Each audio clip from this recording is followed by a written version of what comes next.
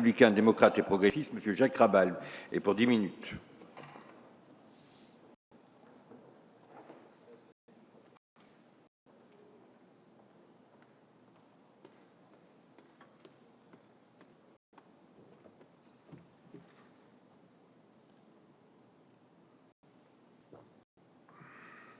Monsieur le Président, Monsieur le Ministre, Monsieur le rapporteur de la Commission des Affaires étrangères, Madame la Présidente de la Commission des Affaires étrangères, chers collègues, le projet de loi que nous abordons ce matin est certes important, même très important, mais au-delà de l'approbation de l'accord maintenant signé entre la Fédération de Russie et le gouvernement français, pour notre part, il est un signe de la volonté de ce gouvernement de faire preuve de transparence en ouvrant ce débat ce matin ici dans l'hémicycle.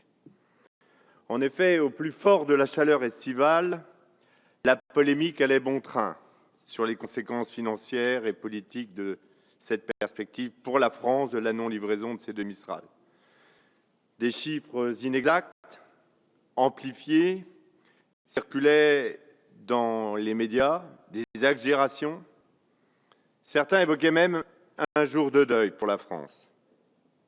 Ce débat ici dans l'hémicycle, avec la représentation nationale, pour ce qui nous concerne, permet d'éclaircir clairement cette situation et montrer ainsi que le gouvernement ne veut rien cacher, met tout sur la table, avec les réunions de commission, comme ça a été rappelé, les auditions, et je dirais qu'au-delà des effets de tribune, tout ce qui est excessif est insignifiant.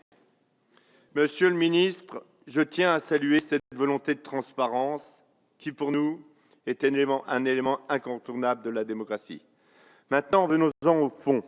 Ainsi, parmi toute la panoplie d'équipements et de savoir-faire de haut niveau qu'offre notre industrie, se trouvent des bâtiments de projection de commandement, dits BPC. Ces derniers fleurons de notre construction navale, produits par la Société Direction des constructions navales, combinent en effet sur une plateforme unique les fonctions de porte-hélicoptère, d'hôpital, de transport de troupes, de mise en œuvre de moyens de saut, amphibies et enfin de commandement. Intéressée, la Russie a fait connaître à la France, à l'automne 2009, sa volonté d'acquérir 2 de ces navires. Dans la perspective de la vente, 2 accords ont donc été signés, ça a été rappelé tout à l'heure. La livraison d'un premier navire, le Vladivostok, était alors prévue en novembre 2014 et celle du second, le Sébastopol, en novembre 2015. Or, entre-temps, et il ne faut pas l'oublier, la crise ukrainienne éclatait. Elle commençait en novembre 2013, suite à la décision du gouvernement ukrainien pro-russe de renoncer à l'accord d'association avec l'Union européenne. Puis s'intensifiait avec la révolution de février, l'annexion de la Crimée, la guerre du Donbass et l'attaque du vol MH17.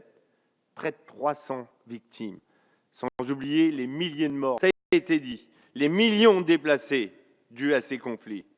Le président de la République annonçait alors en septembre 2014 que les conditions n'étaient plus réunies pour que la France autorise la livraison du premier navire. Puis un mois plus tard, était décidé de surseoir à l'examen de la demande de licence d'exportation. Et ce n'est pas faute pour la France de s'être engagée très activement dans les négociations afin de trouver une solution politique à la crise de l'Ukraine. Certes, il y a eu depuis une désescalade dans la crise, mais la situation n'en est pas pour autant réglée. Par conséquent, livrer le Vladivostok et le Sébastopol à Moscou est injustifiable d'un point de vue de la politique étrangère, comme vous le rappelez, Monsieur le ministre. C'était engagé dans une médiation entre Moscou et Kiev. Le procédé aurait été perçu comme une rupture de la neutralité nécessaire à la négociation. Au plan européen et euro-atlantique, cet acte aurait été également considéré par plusieurs des alliés européens comme une rupture de la solidarité et même comme un acte de traîtrise compromettant la position française durablement. D'autant que cette crise paraît difficilement évoluer positivement à court et moyen terme. L'actualité donne raison au gouvernement français, puisque les accords de Minsk peinent à être respectés. Le cessez-le-feu total dans l'est de l'Ukraine n'étant pas acquis. Parmi les militaires et les civils, des morts sont encore à déplorer. Le retrait exigé des armes lourdes et légères commence à peine. Par ailleurs, les membres de la mission d'observation de l'Organisation pour la coopération de la sécurité en Europe ont subi récemment des tirs et autres tentatives d'intimidation alors qu'il était essentiel de leur garantir l'accès au front. La livraison de ces bâtiments ne pouvait donc intervenir dans un avenir proche. Le président de la République et son homologue russe ont décidé en février 2015 d'engager à l'amiable des négociations pour aboutir à un règlement négocié de ce dossier. Et ils y sont parvenus. Cela a permis d'éviter une issue contentieuse, forcément longue, plus aléatoire quant à ses conséquences financières et empêchant d'envisager une revente ou un réemploi rapide des navires tant que les voies de procédure ne seraient pas épuisées. En effet, l'accord en janvier 2011 prévoyait qu'en cas de différend relatif à son application, le litige pouvait in fine être soumis à un tribunal arbitral. 2 accords intergouvernementaux signés début août dernier ont permis d'aboutir à une solution négociée. Parallèlement, les entreprises DNCS et ROE ont résilié le contrat commercial qui les liait sous la forme d'avenant de leur contrat initial, réglant également la question des contentieux entre elles, mais aussi entre leurs sous-traitants. L'avenant prévoit en outre la mainlevée des garanties bancaires qui accompagnaient le contrat. Enfin, il fixe les modalités de restitution de la Fédération de Russie des fournitures gouvernementales.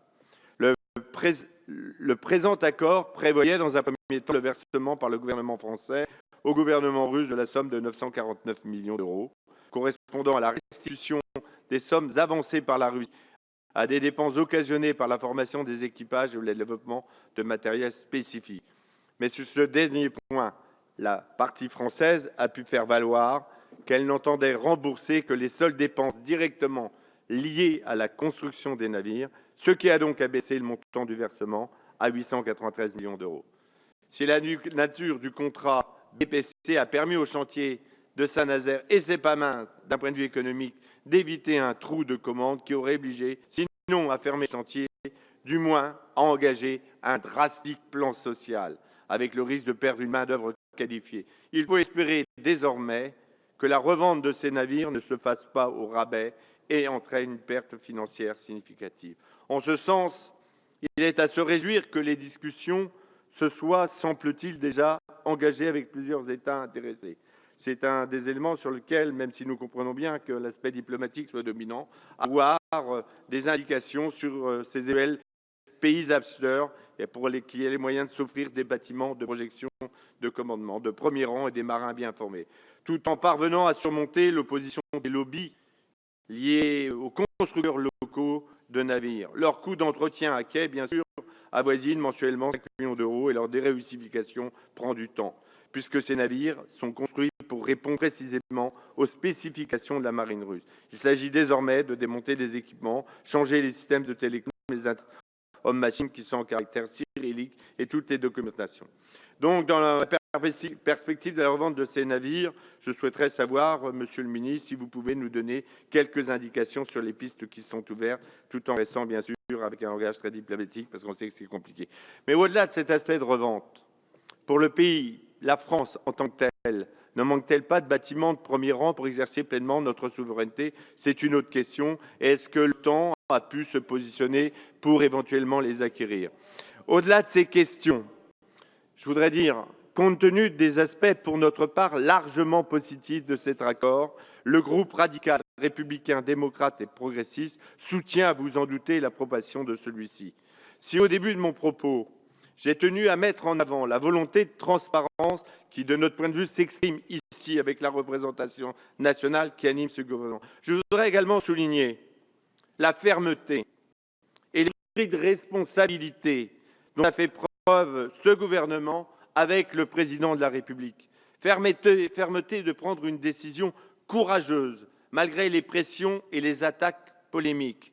Pour nous, la gestion de ce dossier international très difficile fait honneur à la politique et le groupe de RDP tient à le faire remarquer cet aspect. Pour conclure, comme à mon habitude, je veux citer ici Jean de La Fontaine, né à Château-Thierry, le plus contemporain des philosophes, citait Le Point cet été. Il disait dans la fable « Le chat et le renard ». Le trop d'expédients peut gâter une affaire. On perd du temps au choix. On tente, on veut tout faire.